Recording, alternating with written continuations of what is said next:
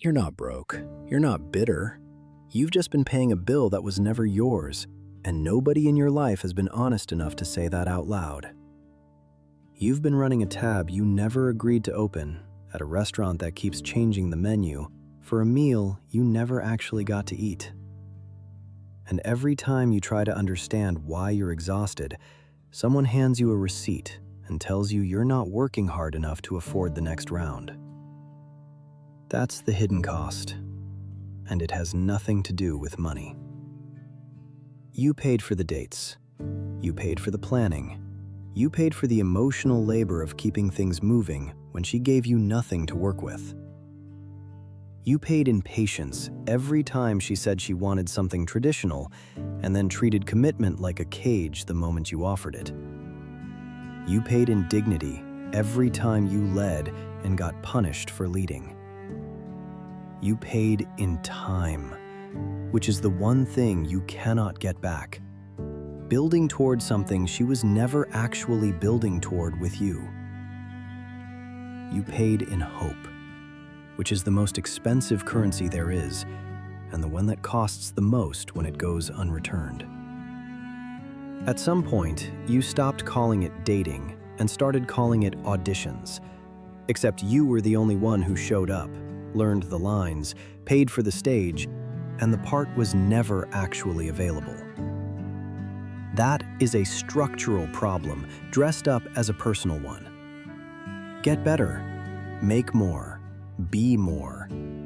As if the man who couldn't get reciprocation at $70,000 a year is going to find it at 120. As if the issue was always your deadlift number, your apartment, your ambition. Lower your standards. To what? A smaller dream? Settle for someone half present, half committed, half invested, and call it gratitude? Work on yourself, as if you haven't been doing exactly that. As if self-improvement were the variable that makes an unequal arrangement suddenly equal. Self-improvement is good. That advice is wrong because it locates the problem entirely in you. When an entire culture has drifted away from the shared understanding that a relationship is something two people build together, not something one person funds and the other audits, no amount of personal optimization closes that gap. You were playing by rules the culture quietly stopped enforcing, and nobody told you. Marcus Aurelius wrote that the impediment to action advances action. What stands in the way becomes the way. The cost you've been paying isn't the end of the story. It's the evidence that you've been standing at the wrong door. The specific exhaustion of effort that goes one direction only. That's not a sign you should stop wanting what you want. It's a signal. A man who wants to provide, to lead, to build a home and a family and something that outlasts him, that man is not the problem. He's exactly what a good woman is looking for. The question is where she is.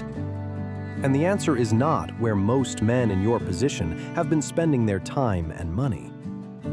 The women who would meet you as a partner, not a wallet, who understand what it means to build something together, who don't experience your strength as a threat or your desire to provide as a transaction. They exist.